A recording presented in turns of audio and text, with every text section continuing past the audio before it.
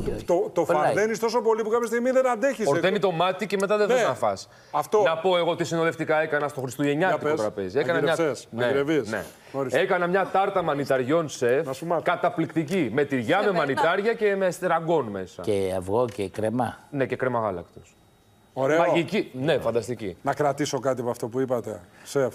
Ποιο? Υπάρχει περίπτωση στο σπίτι να μαγειρέψει άλλος και όχι εσείς, δηλαδή. Στο σπίτι το δικό μου θα ήθελα, αλλά δεν θέλει κανένα. Μα τώρα είναι δυνατόν. Ποιος θα τολμήσει να το κάνει. Ξέρετε, σεφ, εγώ ακούσα ότι σαν εσάς οι μεγάλοι σεφ, επειδή όλη τη μέρα είναι στις κουζίνες και τα λοιπά, θα πάνε σπίτι ή κάνουν κάτι απλό ή λένε δεν παραγγέλνουμε κιόλας. Γιατί είναι... αυτό το κάνω κι εγώ αρκετά. Ναι. Εκ των πραγμάτων, έτσι. Γιατί είναι όλη τη μέρα ο άνθρωπος... Εκτός παραγγείλατε. Μου δουλειά, πήγα σπίτι ώρα 8, πήγε η κόρη μου, παραγγείλαμε. Να ρωτήσω κάτι. Ναι. Υπάρχουν κατηγορίες συνανθρώπων μας που δεν μπορούν να φάνε τα πάντα. Εγώ. Να, ορίστε. Χορτοφάγος. Χορτοφάγος, παραδείγματος χάρη. Υπάρχουν κατηγορίες ανθρώπων που δεν είναι επιλογή τους, έχουν προβλήματα υγείας. Έχουν προβλήματα, ναι. Διάβασα και γι' αυτό μου τσίγκλισε το ενδιαφέρον να σας πω την αλήθεια, ότι έχετε φτιάξει ένα ειδικό μενού για νεφροπαθείς, παραδείγματος. Α, ναι.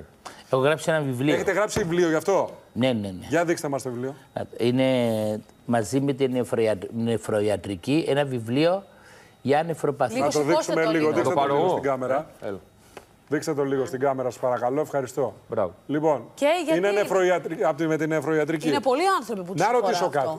Αυτό θέλω να πω. Είναι κάποιες χιλιάδες, δεν θυμάμαι πόσοι, αλλά είναι πολλοί. Επειδή θυμάμαι ότι είχε γίνει παλιά με τους διαβητικούς, θυμάμαι διαιτολόγιο που άκουγα λέγανε τους διαβητικούς. Αυτό είναι ένα διαιτολόγιο που αφορά τους ανθρώπους. Δεν μπορούν να φάνε τα πάντα αυτοί οι άνθρωποι, έτσι δεν είναι. Έχουν πολλούς περιορισμούς. Π.χ. το πιο γνωστό το αλάτι. Το αλάτι, ναι. Το αλάτι. Και αυτό το βιβλίο το γράψα μαζί με ειδικούς, με τη καθηγήτρια διαιτολόγο κυρία Πούλια, με τον νεφρολόγο κύριο Καϊσίδη. Ήταν μια ιδέα του κυρίου Πλέσα. Νόστιμο φαγητό χωρίς αλάτι γίνεται, σεφ. Ναι. Στα πλαίσια που μπορεί να γίνει, γίνεται. Ναι. Γίνεται. Το αλάτι απαγορεύεται αυστηρά για τους νεφροπαθείς. Δεν μπορεί να υπάρχει. Δεν μπορεί να υπάρχει καθόλου.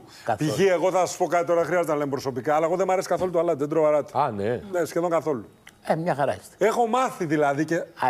Δεν νιώθω ότι χάνω γευστικά από αυτό. Δεν νιώθω, δεν ξέρω. Μπορεί να χάνω. Το αλάτι είναι το πιο σημαντικό υλικό. Το πιο σημαντικό στη μαγειρική. Όπως είπε η αγάπη, λένε το αλάτι της ζωής. Να δείξει πόσο σημαντικό είναι η αγάπη, το αλάτι της ζωής. Άρα, σε αυτές τις συνταγές που εσείς επιμεληθήκατε εκεί, μπορούμε να πούμε ότι υπολείπονται σε γεύση για αυτούς τους ανθρώπους ή έχουν φτιαχτεί έτσι που θα τους δώσει αυτό? Είναι ωραίες συνταγές. Κάναμε και μιστά, κάναμε ψάρι σε σκουλόριζο.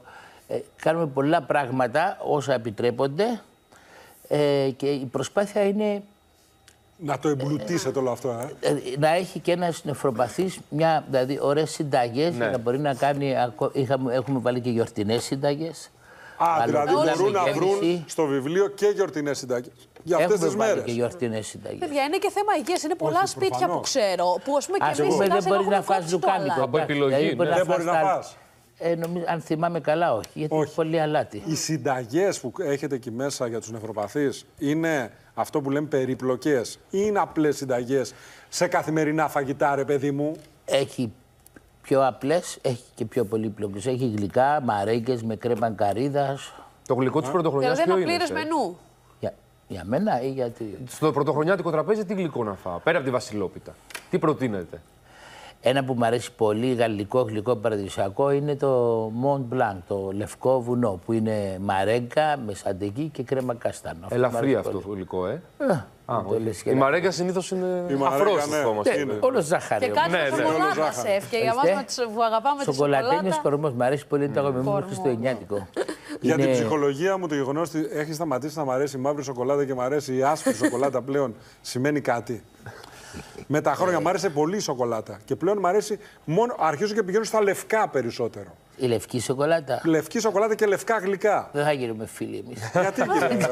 Γιατί σεφ δεν θα γίνουμε, πώς δεν θα γίνουμε? Θέλω. Μια χαρά είναι. Κοιτάξτε, λατρεύω τη σοκολάτα. Να. Η ομορφιά μου εμένα είναι χτισμένη πάνω στη σοκολάτα και τα αλλαντικά. Όχι, περιορέξεως. Κολοκυθόπιτα. Το γλυκό για τους νεφροπαθείς που προτείνετε τώρα εκεί μέσα ποιο είναι?